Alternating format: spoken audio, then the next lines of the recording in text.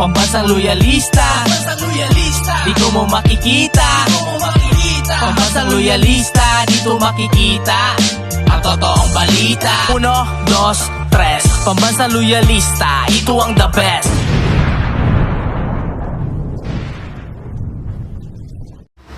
Masayang araw po, mga ka-PL. Natatawa na lang na naaawa po ako sa ilang mga kababayan ho natin na hindi po naiintindihan, hindi po nauunawaan ang ginawang manifesto ni Captain Dado at sinigundahan pa ni General Macanas.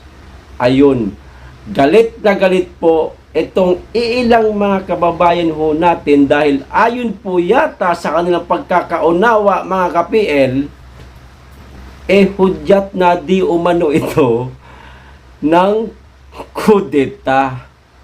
Abay, lilinawin ho natin para hindi naman po masira itong dalawang retiradong sundalo. O pag-usapan ho natin, mga ka-PL, may babasahin ho ako para mas malinaw. Okay? Pero bago tayo magsimula, makikisuyo muna sa mga hindi pa po nakasubscribe. Baka naman at pakiclick na rin ang notification bell para updated po sa lahat ng upload. At huwag niyo pong kalimutan, i-like na rin po ang video. Maraming salamat po. Makikisuyo lang. Mula po ito, mga ka-PL, sa aking napakaliit lamang po na pananaliksik, Cultured Philippines ho, sagisag kultura o ito, kudeta, mga kapil, at ilagay ko na rin dyan. Ayan. Para mas malinaw at malinawan po itong ating mga kababayan na galit nga dahil ayon nga sa kanilang maliit na pag-uunawa, kudeta na daw po ito. Patay tayo dito, mga kapil. O ito, para mas malinaw, basahin ko na. Ang kudeta ay pag-aklas o pag-aaklas ng isang maliit na organisadong grupo o seksyon ng Estado upang pabagsakin at palitan ang nakaluklok na gobyerno. Maliwanag. Ang ganitong pagkilos ay karaniwang inilulunsad ng militar. Una, at itinataguyod ng palihim ng ilang mataas na opisyal ng pamahalaan. Yan ang pangalawang points, mga ka-PL. Una, inilulunsad ng militar. Etong dalawa, si Captain Dado at si General Macanas, sila ba aktibong militar pa? Wala na. Mga retirado na ho ito. Wala na po itong kapangyarihan na magtawag ng maraming mga kapwa nila militar. Hindi na ho sila pakikinggan. Bagamat dating general si Macanas at dating captain si Dado, dati pa ho yun. Wala na ho silang tauhan. No? At ang pangalawa, itinataguyod o itataguyod po ng palihim ng ilang matataas na opisyal ng pamahalaan.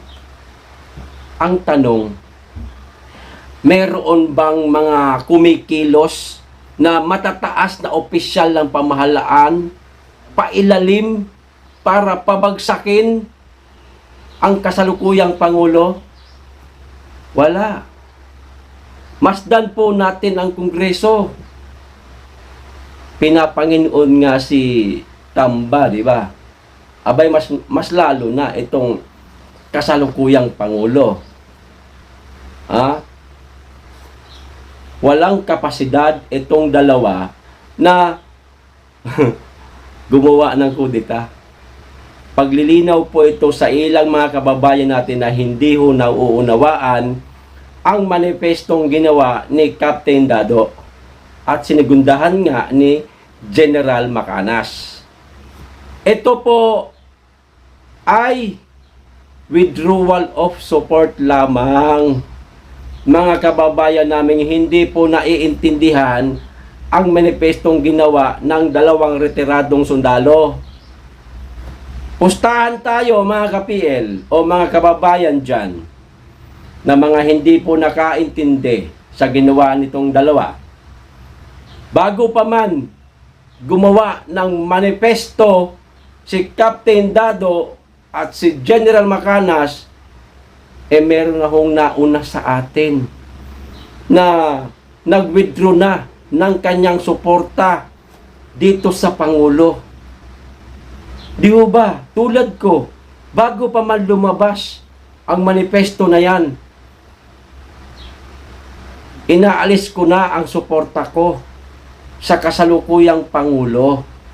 Dahil maraming nga akong hinahanap na mga pangako niya na wala namang nangyari o wala namang natupad. Pangako niya noong nakaraang halalan, syempre para iboto natin siya. At yun ang hinahanap natin. Droga, naglipa na sa bansa, patayan dito, patayan doon.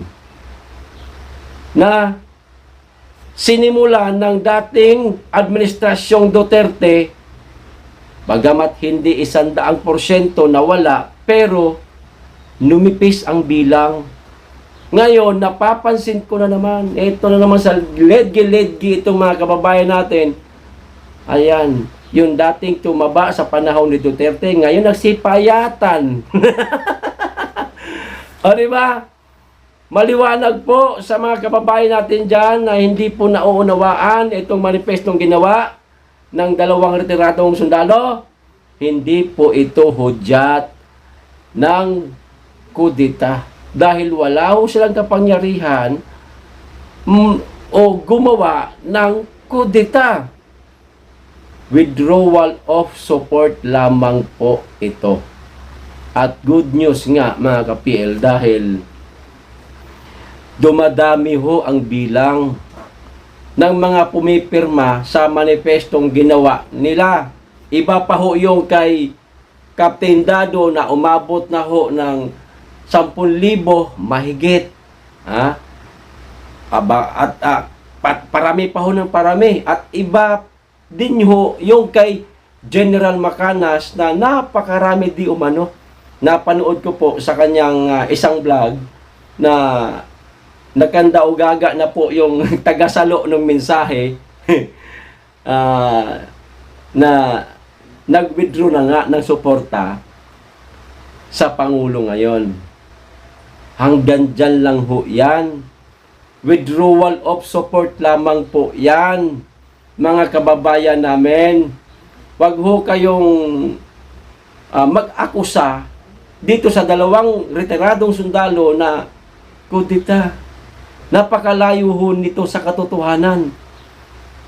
Okay, magkaiba po ang withdrawal of support at kudeta. Tulad ho ng binasa ko kanina, ang kudeta ay papangunahan, teka ito basahin ko, ilulunsad ng militar. O ayan. So, pangungunahan nga ng mga militar. Hindi na militar yung dalawa.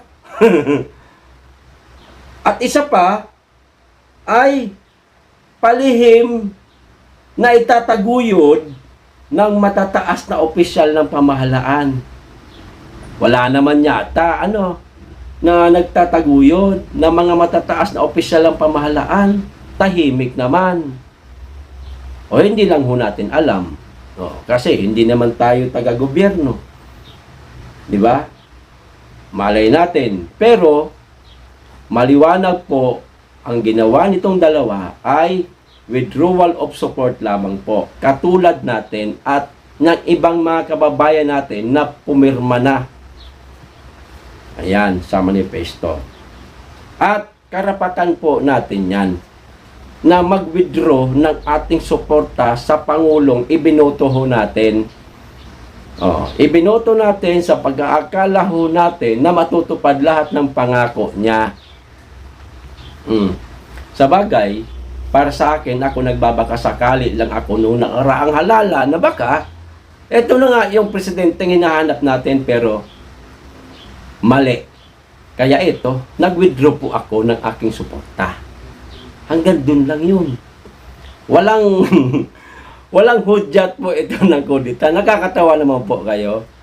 Naaawa nga ako habang binabasa ko po yung mga comment nila sa akin comment section, sa comment section sa mga video ni Makanas at ni Captain Dado. Natatawang naaawa nga ho ako ang mga ka-PL. Ayos! Maliwanag po ba sa mga kababayan natin dyan na hindi nauunawaan ang manifestong ginawa? O hindi po ito kudita ha? Withdrawal of support lamang po. Karapatan po natin mag-withdraw ng ating suporta sa Pangulong.